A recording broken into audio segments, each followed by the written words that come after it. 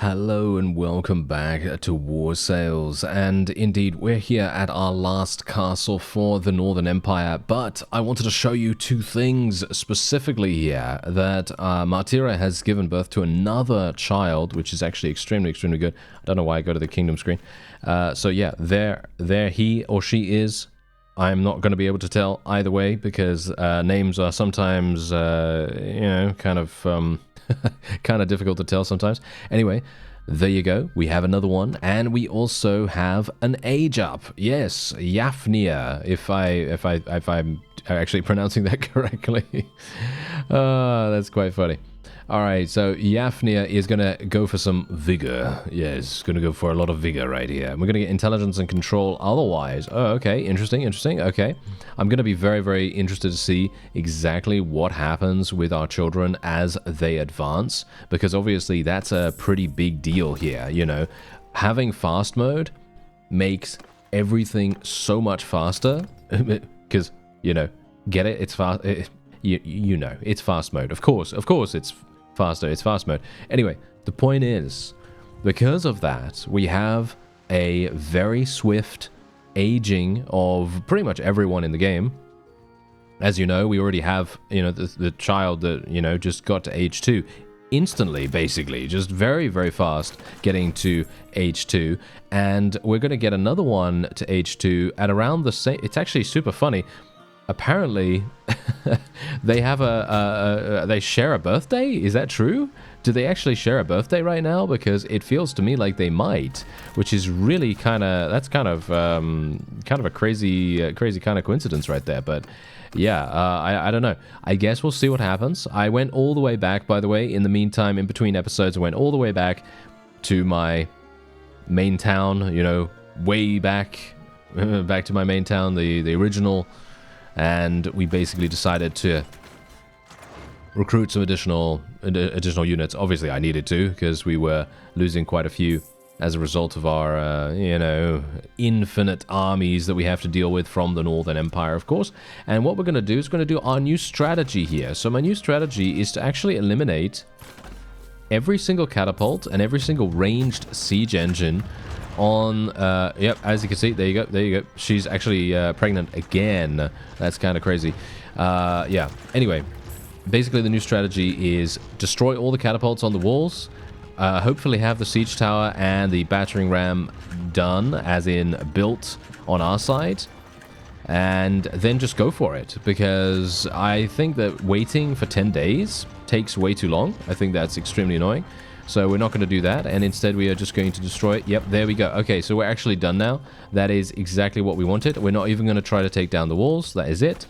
Because these guys, they will not have any ability to destroy any of the siege engines at all without having any catapults. So this is fundamentally just making it... Look at how fast that was as well. I feel like that was so much faster than how we normally do sieges. And this is something that, as I say, I haven't really done that much of. I actually really like this strategy in comparison to the others that we can use. Obviously, there are a number of other things that you can do, with sieges. You can destroy the walls, you can starve them out, you can do both of those things, or you can destroy the walls, or you don't have to starve them out. And then, of course, you can do completely different things. And you can do things like just getting the siege camp. You know, you can just get the siege camp up and running. And then once you have the siege camp up and running, you can just immediately go in and use the ladders only. You don't have to build anything, you don't have to destroy the walls or anything like that. No, you can just go straight on in with ladders and then just try your luck. Sometimes that can work, surprisingly enough, dependent on the siege layout. Sometimes enemies are going to be quite far away from the walls, or they're going to be standing on the walls somewhere, relatively far away, maybe, you know, closer, far away. It doesn't really matter. The fact is, if there is a small gathering of forces on the battlements where you're actually heading with your ladders and stuff like that, you will have a fantastic time, and it will be very easy for your troops to get onto the battlements, because they're not really going to have to worry about anything, are they? No, they're not going to have to worry about anything at all, because if it's a light amount of enemies, you don't have to worry about it. It's actually kind of crazy. Okay, oh no, that's... I thought that was an enemy for some reason. Wow, why did I think that was an enemy? Okay. Anyway, so we are going to just take the gate down. It's going to take quite a while, actually, surprisingly enough. Look at this. Look at how long it actually takes to get the gate down. Quite a significant amount of time. Yeah, okay, so I am actually not using my axe anymore, so I will have to do this. My axe does have more damage against this.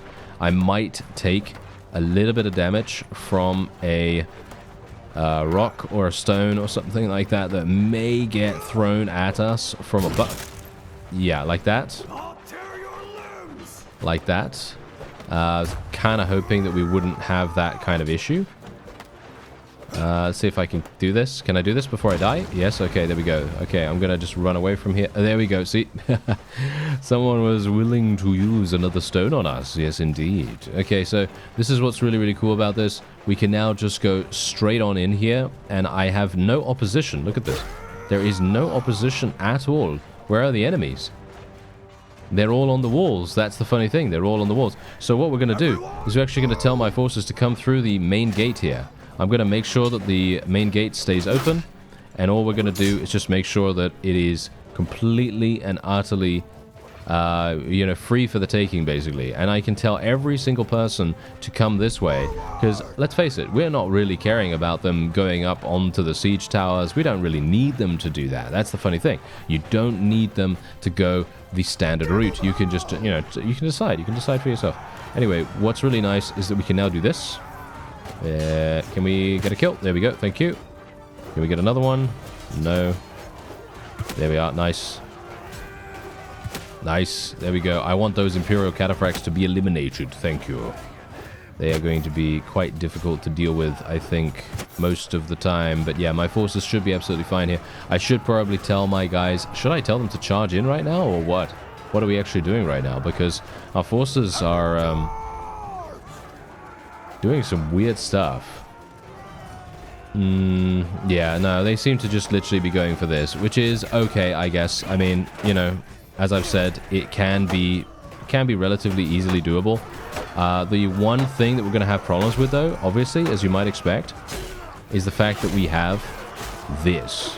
We have, oh yeah, a lot of people coming in. We've got a lot of people coming in. We've got reinforcements, thankfully. My polearm is pretty good, but there was one thing I was missing just now. I was missing the ability to destroy shields really, really easily. Obviously, I don't have that ability anymore, so that is kind of unfortunate.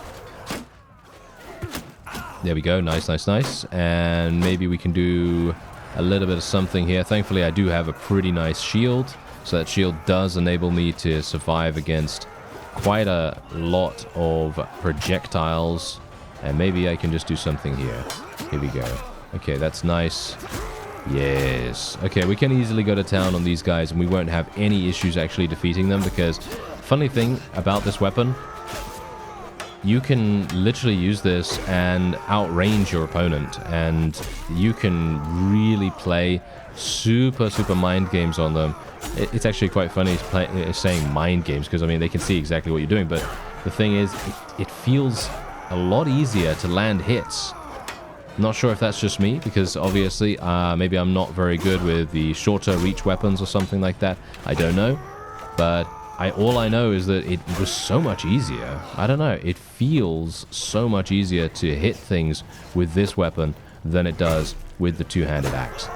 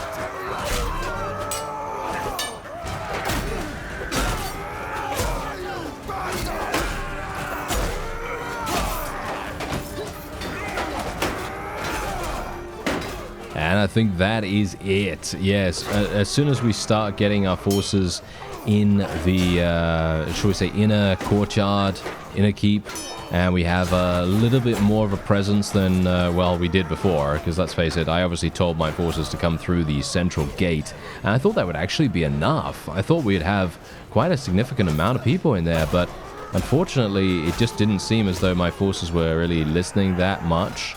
And so, you know, a lot of them were still kind of stuck on the siege tower, and they weren't really wanting to come back down. So, yeah, that was a little bit dubious about that. But no, we're absolutely fine now. We shouldn't be having too many issues dealing with these guys.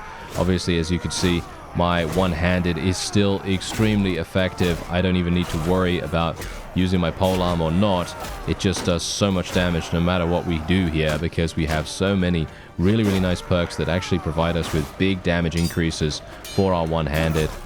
And obviously we are maxed out. I mean, you know, obviously that's going to make a big difference, but here it is. That's the victory for us right there.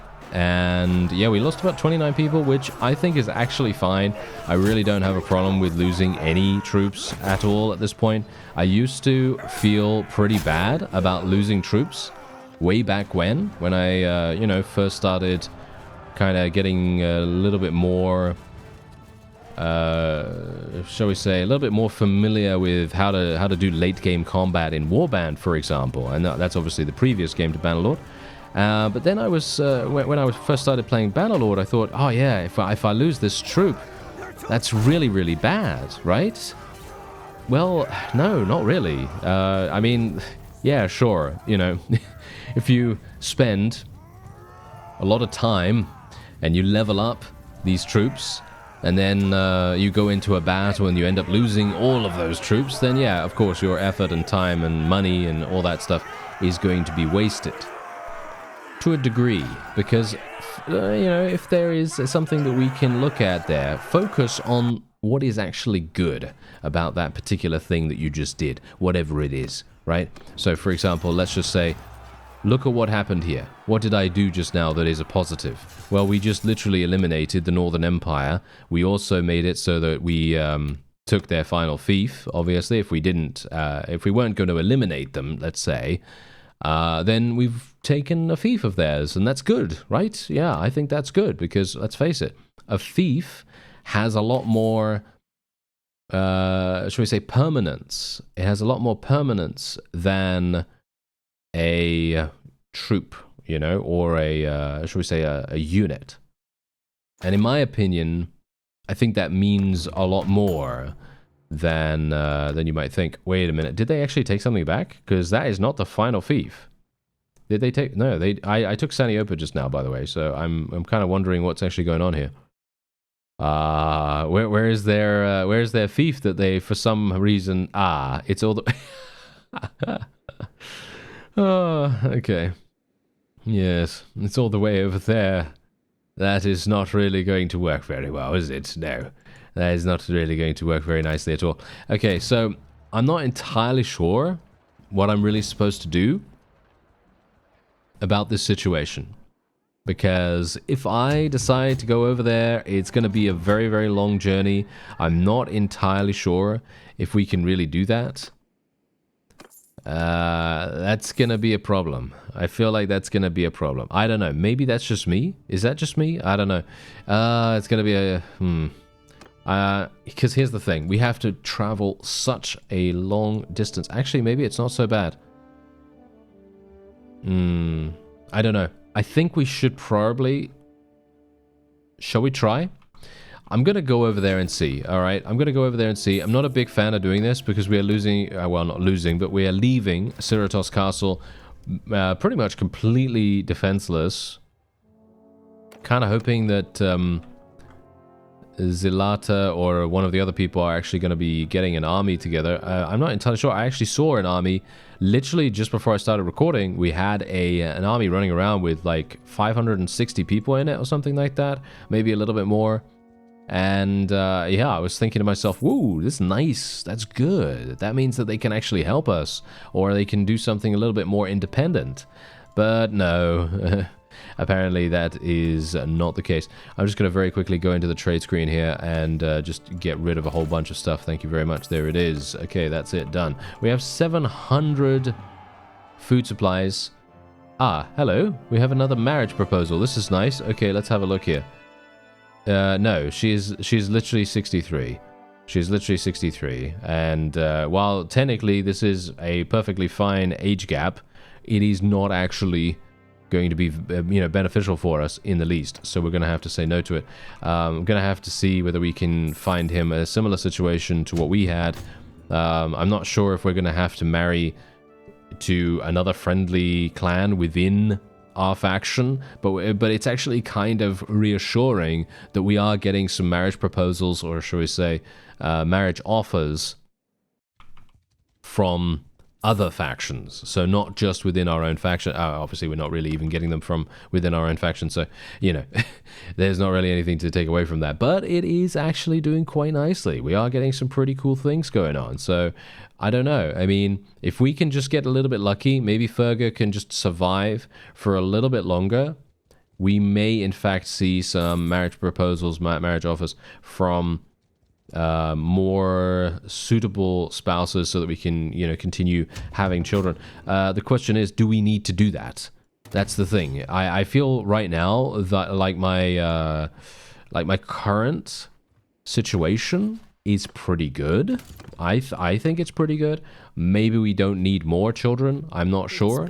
Okay, hello. This is kind of weird that she's coming in here. All right, we're going to go in against the garrison.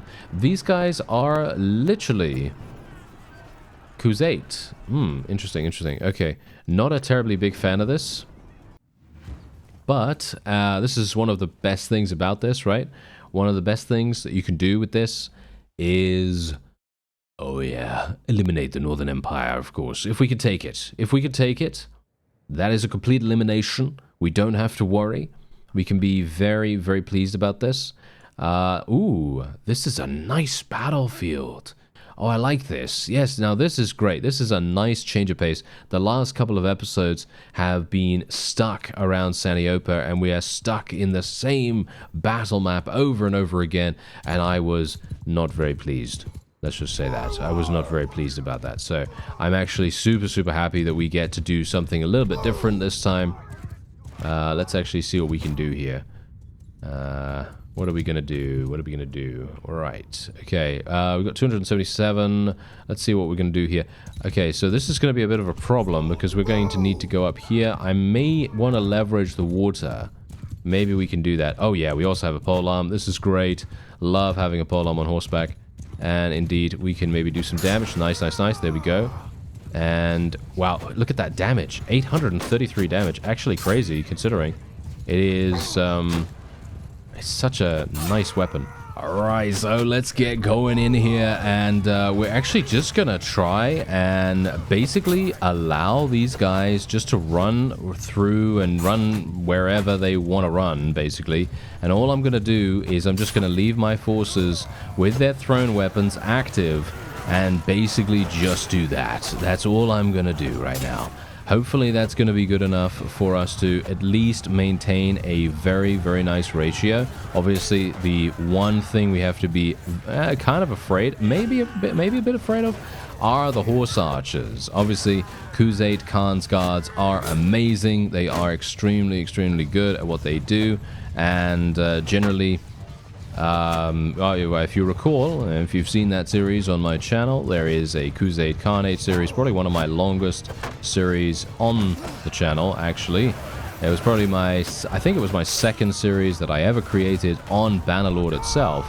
And the wondrous thing about the Khuzait is that when you have a significant amount, and I'm talking about, 100 plus, maybe even 50 plus, if you have 50 plus of those Khuzait Khan's guards, right, they are literally just going to destroy pretty much anyone in sight. They are very, very powerful. They used to be a lot more powerful, but I think they've been nerfed a little bit. So there's also that to take into account. I actually don't know how they are now. But beforehand, they used to be really, really good, and I'm assuming that they're kind of decent now, right? I mean, early game, horse archers are kind of trash, and I'm not going to pull any punches there. They are kind of bad. But when it comes to late game, I think things change a little bit, don't you think? I think so. I don't know. As I say, I haven't played with the Crusade for quite some time, so I am mostly remembering from how it used to be, so I could be having outdated information. Maybe that's the case, but all I know is that obviously early game, yeah, being a horse archer is rough. It's very, very rough indeed. Ooh, I am very much liking the ability for us to just pinpoint accurate take out these guys, because they are being very, very aggressive and actually not very effective, to be honest, though. Despite having this much aggression and everything, they do seem to be failing to accomplish that much at all. I'm actually quite surprised. As you can see, we're just getting kill after kill after kill here. Very, very minimal casualties being taken on our side as well. I'm actually kind of surprised I haven't taken more damage, considering, as I just said, these guys are mostly all horse archers, and they are going to be exceptionally good at using their bows, but they have not been placed into a skirmish, it seems. That might very well be why they're well, not doing particularly good. Maybe. I actually don't know. But all I can do is just eliminate them as much as possible. Try to reduce the amount of damage taken. As you can see, my shield is doing a great job of that. Let's actually move my forces in here. Try and eliminate that guy. There we go. Nice, nice, nice. And let's put our little archers over here as well. I think my cavalry are already charging in, so let's actually charge our infantry in as well. Got to be a little bit careful here. Don't really want to get shot. Oh, no. That's exactly the thing that I was worried about. I knew it. I knew that that was going to happen. Oh. You know, it's funny. I saw all of these guys, and I saw them, rearing back their arms, because I thought, oh, yeah, they've got thrown weapons. Okay, I should probably be a little bit careful of that. And as soon as I thought that, yeah, that's what happened. Isn't that great? I love it. Yes, that's so nice. Okay, so, yeah, we're just going to take control of this guy, I guess. And we're just going to go swinging. Just going to go swinging in here. Yeah, well, this guy is pretty strong, so thankfully we are not going to have too many issues getting kills and contributing. But it would have been so nice to stay alive, but that's exactly what I'm talking about. Sometimes you literally just cannot help dying. Sometimes you are just going to get murdered because of these situations. Just a wonderful, wonderful shot from a thrown weapon, and that was game over. So, yeah, that's the kind of thing that can happen very, very easily, and it can happen to anyone. That's the funny thing. It can happen to anyone, unless obviously you're just, at the back of the battlefield, not really doing much, which is fine. That's your choice, whatever you want to do. Okay, so I should probably go down here. It feels to me like our forces are actually having a pretty decent time if we actually hide ourselves. But unfortunately, this is not really what I like to do. I don't really like to do this kind of thing. I like to go in. I like to kill enemies. I like to have fun doing that. Unfortunately, it does seem as though we are going to be outmatched here. Somewhat. Maybe we can do... Yeah, nice. Ooh, that was a nice sweep, if I do say so myself. That guy's going to shoot me in the face. Yep. The AI is way too overconfident. I feel like the archers have been modified quite dramatically, and so much so that they've actually become so much more... shall we say... outrageous in their decision making, as in they are very cheeky. They will shoot you in the face when you are right in front of them, in comparison to switching into their melee weapons. Obviously that is going to be a little bit more effective for them. I'm actually going to just retreat from here. It feels to me like this is going to be a bit too difficult for us to continue. As you see, they still have 500 troops, so we are going to have to get out of here. We are getting some nice leadership skill though. As you can see, we finally have our 5th focus point in that, so that's quite nice, and we are obviously going to get away. And you can see here, look at this, 44 soldiers only. Only 44 soldiers being lost, which is absolutely amazing in my opinion. And now look at what's happening now. Obviously we are going to be attacked multiple times, I assume. Multiple times by thousands of different people, which is absolutely wonderful. But we are in neutral territory, basically. So that makes everything so much easier for us. Look at what is about to happen here. This is so incredibly nice. Look at this. We've got 300 people. Look at that. I can literally just go in straight away and look at what we have here. Look at that. Absolutely amazing, amazing ability to just get away from a situation like that. And they are going to continue running into me like this. And this is the funny thing. This is the reason why I've said to you multiple times, being defeated, or shall we say, having to retreat in this situation, this does not matter in the least. This does not matter at all. The only thing that matters is capturing these thieves and making sure that your character is gaining experience, obviously. And even capturing the thief isn't really particularly important at this point. All right. So we are going to have to go in to the battle here, and we're going to have to fight these guys. It's maybe going to be a little bit dicey, actually. This might be kind of hard. Let's hope that we're actually going in with a bunch of Huskars, because the Huskars, they are going to make all the difference in the world. I don't know why they don't get spawned in. It seems like they have spawned in here. Okay, that's nice. Okay, so what we're going to do, let's see what they have. Do they have horse archers? I'm going to assume they do. They don't. They do. 11 of them. Okay, yeah, they have 11. Okay, so that's not actually that terrible. All right, so what we're going to do is we will actually play alongside the water here. I think that is probably going to be our greatest shot, because what's going to happen is that will fundamentally restrict the amount of mobility the enemy cavalry is going to have. Because what they're going to be doing or trying to do is circle us or charge through us, go to the other side and then charge back, and so on and so forth. And if we have one side that is water, they will not be able to do that. They will have a much more difficult time making anything like that work, which is good. That is obviously fantastic. That's what we want. So I'm going to try to be a little bit careful here as well. We could have done it on the other side, actually. Probably would have been a better idea to do it on the other side, because there are more hard edges to the cliff. So I kind of like that a little bit more, to be honest. But let's actually see what happens here. Maybe we are going to be okay. Maybe we're going to be fine. I think we should be okay. It just very much depends on... Oh, whoops. I have my throwing weapons. That's not what I intended. Well, I was actually hoping that I'd have my my polearm equipped right there, but no. I did not. So I wasted one thrown weapon. Oh dear. What a terrible, terrible travesty that is. I am now the worst player in the world. Can you imagine? Can you imagine thinking like that? I don't know. Anyway, the fact is, we will now have a very, very easy time. Let's go shield wall. Maybe it would be a better idea to go square here, but I'm going to go shield wall just for the sake that the enemy's infantry is coming close to us right now. And we're going to just tell these guys to charge in. Do I have any archers, actually? I don't think I even have any archers, to be honest, right now. But I don't know. Maybe square would be better here, because we do have a lot of horse archers in the back. They may indeed try to attack us from the rear, doing some damage, you know, trying to make sure that they can get beyond our shields. That could be potentially the problem. That might be an issue, but I don't know. Maybe. So far, obviously this is pretty easy, but that's usually how it is, and I'm just kind of hoping that we are going to be able to continue our eliminations here. Obviously, I don't have the ability to tell our forces to use their thrown weapons or anything like that. That's not what's currently happening. As you can see, there's another thrown weapon, and that was exactly the reason why we just took an insane amount of damage.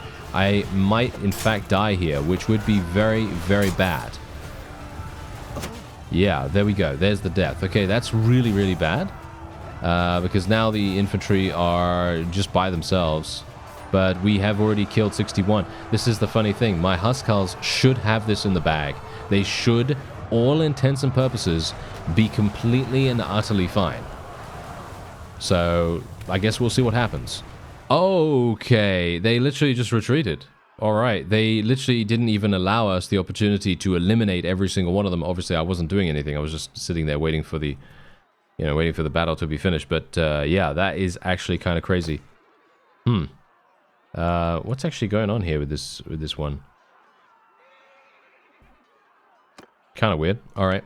I guess I'll just take everyone prisoner. I mean, this is obviously going to help me in the future, because of course I'm going to be coming back here very, very soon and attempting to capture the castle. And this is what's so funny. My actual army is made literally of, well, pretty much just huskarls, which I think is very, very funny. Okay, so increase reputation for merciful, heal 3 wounded troops. Yeah, that's absolutely fine, because we are still disorganized even now. That's absolutely fine. I don't have a problem with that. And yeah, once again, we now we have to fight so many people. It's actually crazy how many people we have to actually engage here. Okay, so we will have to fight these guys too. All right, I'm just thankful that I have preventive medicine. This is exactly the reason why I consistently say that preventive medicine is absolutely amazing and one of the best perks in the entire game, just because it provides you with that little extra HP boost after a battle. And that can just give you that, you know, just that little sliver of HP just to allow you to get into the battle so you don't have to auto-resolve it. And imagine if I had to auto-resolve these, I would have already lost. I would have already been taken prisoner. But thankfully that is not the case. Thankfully we are all fine. And we should be okay here too, as well, if I do my job correctly, which I have not done. Haha.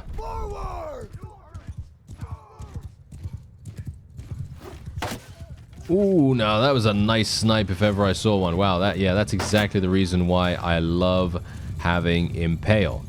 Impale is so useful, because it literally just penetrated her shield, and then it was just game over straight up from that, which is just amazing. I love Impale. Such an incredibly fun perk to use. And if we can, I wouldn't mind using some more. Let's go square. Should we try square out for a little bit? We've tried it out before, and we have used it to great effect in a previous series. We haven't really used it that much in this one because it feels like a lot of the enemies don't really... I don't know, they don't really seem to attack that often in the way that a square can actually take advantage of it. But maybe they will this time. Maybe we'll see. I'm gonna try to... Oh, wow. Okay, I completely failed with my thrown weapons there. That wasn't particularly good. But my forces should have a pretty easy time of eliminating these enemies. I should probably be a bit careful about getting killed by thrown weapons. Kinda hope I'm not gonna get killed by thrown weapons at least.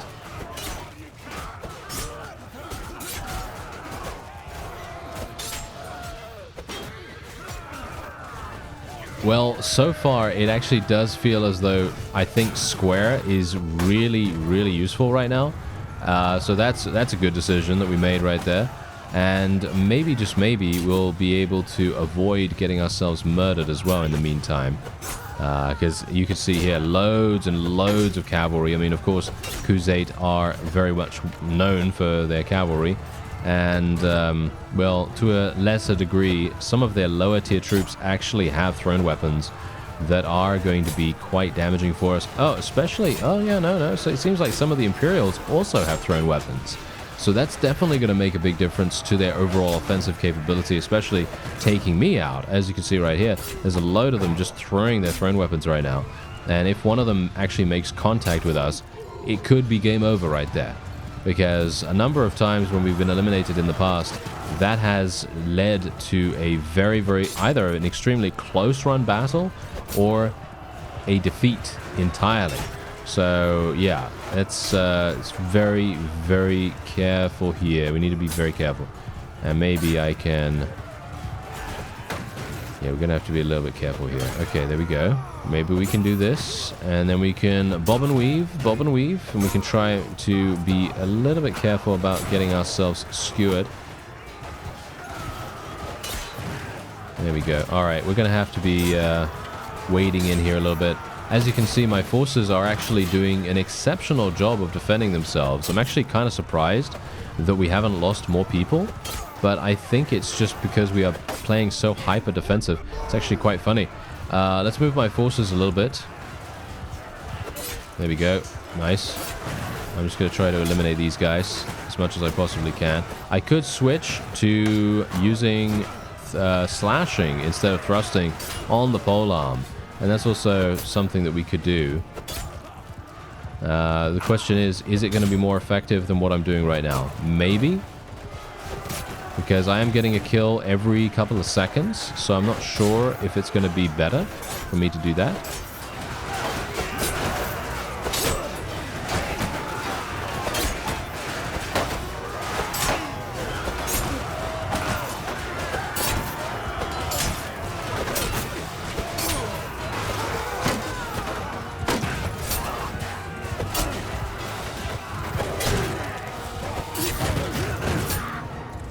It looks as though this is going to be a retreat for them, actually. So we are just going to tell our forces to charge in right now. And we are just going to go hyper-aggressive here because, as you can see, their morale is dwindling very, very heavily now. And if I can just maximize our aggression in the moments that they are having a bit of a lapse in their confidence, we might have the opportunity to push them into a retreat very, very fast. As you can see, we're getting so many kills now just because these guys are on the run. We have completely battered their front line, and that is all that we needed to do. Look at it. Look at what we have now. And this is definitely a retreat from them. I will zoom forward just a little bit. Make sure I'm not going to get killed here as well, because there may be a straggler or two. And I think we should be fine. Yes, look at that. They are all running away, and that's it. There you go. Yeah, there it is. That is indeed exactly what we needed. Look at the look at the amount of casualties. Look at the amount of casualties. It's absolutely insane how we were able to maintain such a great KD there, but that is literally just because of the square formation. I think the square formation was insanely invaluable in that situation specifically. There are a number of times where it's not going to be so good, but this time, oh yeah, this time was great. Absolutely did a great job there. All right, so love that. Now we can move on, and I'm pretty sure, yep, we've eliminated every single vassal apart from the ones that are taking refuge in Urzina Castle itself, which I don't really care about too much. That's absolutely fine. If they want to stay in there, then, you know, that's up to them. I can't really, I can't stop them, obviously. I can't stop them. We are easily going to be able to take this. We just need to maybe call for a couple of people, first of all, and then we'll be able to eliminate the Northern Empire once and for all, and that will be the end of them. What I am very much looking forward to, though, is I'm looking forward to our children actually aging up and us actually seeing how they develop. I think that's going to be extremely interesting because there's only been, like, I think one or maybe once or twice that I've actually seen something like that happen. I'm actually a little bit surprised as well, by the way, that we have such a, shall we say, stalemate with the remaining factions, because obviously after the Vlandians were defeated, there was a small power vacuum, I guess, to a certain degree in this area, and the Britannians haven't really done too much. The Western Empire did take advantage of it to a slight degree by going over and taking Sargot. Obviously, they managed to take that very, very easily. The Nords haven't really done much since attacking Varnovopol and Sibir, and that was obviously when the Sturgians were still in the game. They're no longer in the game, of course, so I'm not entirely sure what the Nords are doing. And then, obviously, the Khuzait, they went a little bit hard against the Northern Empire by taking Argoron, and that seems to be that. The Southern Empire hasn't really done anything at all. They've not really expanded or done anything whatsoever. And then, obviously, the Aserai, they have expanded a little bit to the Western Empire and to the Southern Empire and taken some of their stuff. And that seems to be about it. I'm kind of a bit weirded out by that, because usually the AI in those situations is going to be very, very strong. So, yeah. I'm going to go for lead by example, by the way. This is probably one of the best leadership perks that you can get, just purely because it provides you with additional recruitment rate, and you want that as much as you can if you're in enemy territory and you're trying to, you know, do as much as possible to maintain your army strength. Anyway, that's going to be it for this episode. I thank you very much for watching, and I'll see you next time.